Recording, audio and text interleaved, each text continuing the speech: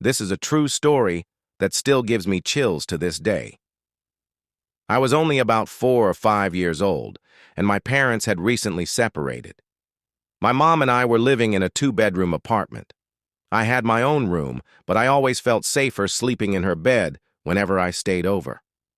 Our bedrooms were at the end of a long hallway, directly across from each other. The apartment was on the first floor, and I remember it was the middle of summer. To let in some of the cool night air, my mom had a window open in her room, right behind the headboard of the bed. One night I woke up suddenly. I sat straight up in bed and saw our cat, just sitting in the doorway of my mom's room. Her door was open, and from there, you could see a little bit into my bedroom. This was really weird because our cat almost always slept in the bed with us. As I watched him, he got up, walked into my empty bedroom, and let out a distinct meow. I immediately turned to wake my mom up, shaking her shoulder and whispering, "Mom, wake up."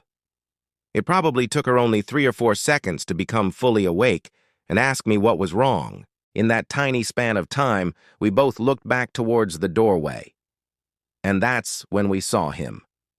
There was a man standing there, just inside my bedroom door, starting to step out into the hallway. My blood ran cold.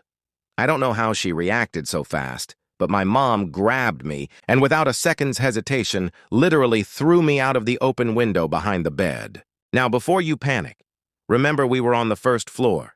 It was maybe a 3-foot drop onto soft grass. She was right behind me, scrambling out of the window just as quickly.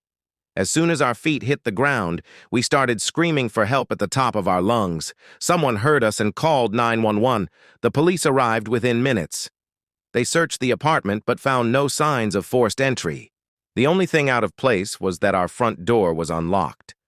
They concluded the man must have let himself out that way.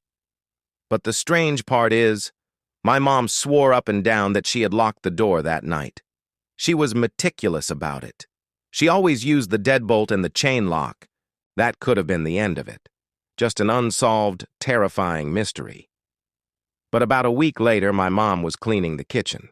She opened up the door to our water heater closet, a small space we never used. Tucked away inside, she found a notebook. It was filled with names and strange, disturbing drawings. Next to it were a pair of gloves and a few crumpled gum wrappers. The police were called again. They could only speculate, but their theory was horrifying. They believed the man had somehow gotten into our apartment earlier in the day and had been hiding in that closet, waiting for us to fall asleep. We never found out who he was or what he wanted. We moved out not long after that. I often think about what our cat saw that night and what might have happened if he hadn't woken me up. Thank you so much for listening to my story. If you have a similar experience or just want to share your thoughts, please leave a comment below. Don't forget to like this video and subscribe for more content. Stay safe out there.